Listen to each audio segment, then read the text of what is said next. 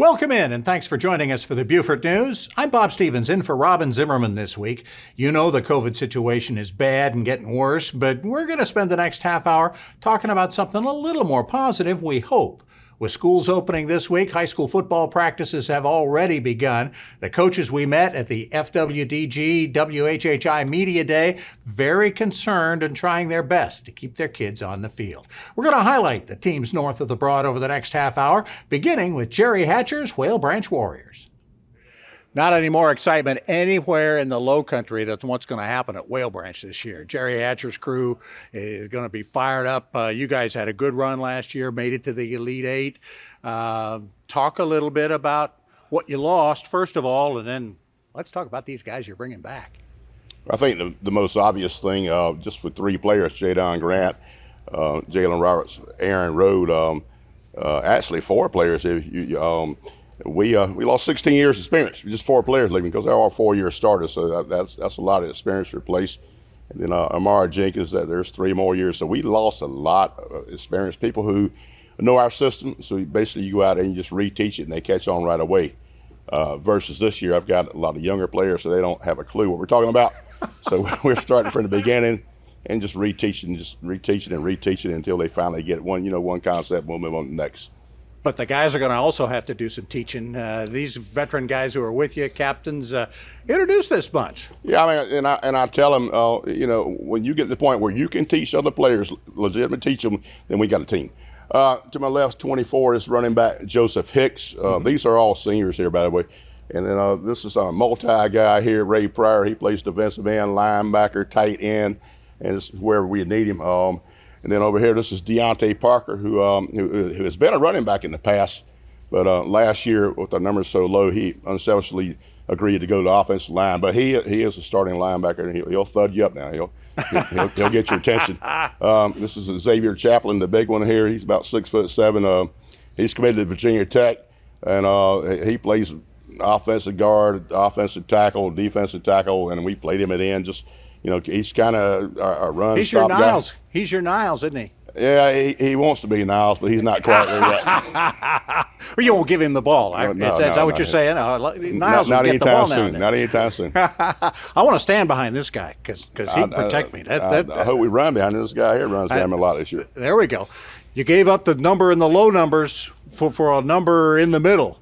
That takes a lot. I mean, a lot of guys want to be the star, spiking the ball, touchdowns, and all that good stuff. Tell me about your decision to do that. When Coach Hatchett sat me down and he talked to me, he was like, I'm going to need you to make some changes. And he was like, it's a leadership role. Yeah. So we decided that we're going to change my number from 45 to 54 and move me from running back to offensive line because I'm stronger and quicker. So they put me at old guard. Offensive line, though, nobody knows more than this guy does. That's where you win this. I mean, the 7-on-7's a lot of fun for the guys playing wide, but you win championships. And speaking of that, that's been our challenge the first week, to get these guys out of the 7-on-7 mode. Yeah. This is not tag football anymore now. Now we got to start hitting, and that's been a little difficult transition this year. Wearing number 10, that's usually a pretty important number, having to do so many different things for this team. Tell me a little bit about that. I just look at it as... Or goals you've set for yourself for this year. Goals I set, I just try to play ball. Coach Hatcher he just taught, all the coaches, they taught, and we just go out there and have fun. Having fun, is that something this team looks like it can do a lot of this year, is have some fun? You guys always have to, back in the day when you had to play all the other schools in the district, you had to play all the big boys early, and you got in a hole, and then you get in your district and go win it. A little different from that now, isn't it? It is, somewhat. I miss it somewhat because I want to be challenged early in the year, but I don't want to be challenged weekly. Well, you don't want to get beat up either, do correct. you? Yeah, correct. And you guys didn't get beat up last year, and again, like I said, meant the great run, the undefeated regular season, and got yourselves in the playoffs. What's the key this year?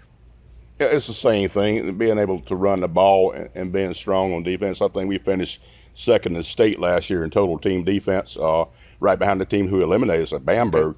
Okay. And we've got 8 of those starters back. And I talked to them yesterday. I mean, what's the problem? We we are not playing up to our capabilities, but you're all back. And so it's time to refocus again. It's not 7-on-7 anymore. We need to start playing warrior football, knocking people in the face. Easy, Coach. It's August. Not October yet. This team can grow, I would imagine, quite a bit between now and October. You mentioned how many young players you've got. I think they can, and I think that's just kind of a hallmark of our program. We consistently get better, and that's intentional. We start them out slow, and we pace the practices slow, and as we get into later in the seasons, we'll reduce practice time, sometimes 35, 40 minutes at a practice, because at that point I want to keep them fresh. But it's all somewhat designed how we do it, in hopes of getting them better as we go through the season. All right, masks back on. I'm going to keep standing behind this guy. Good luck to you guys. All right, thanks very much.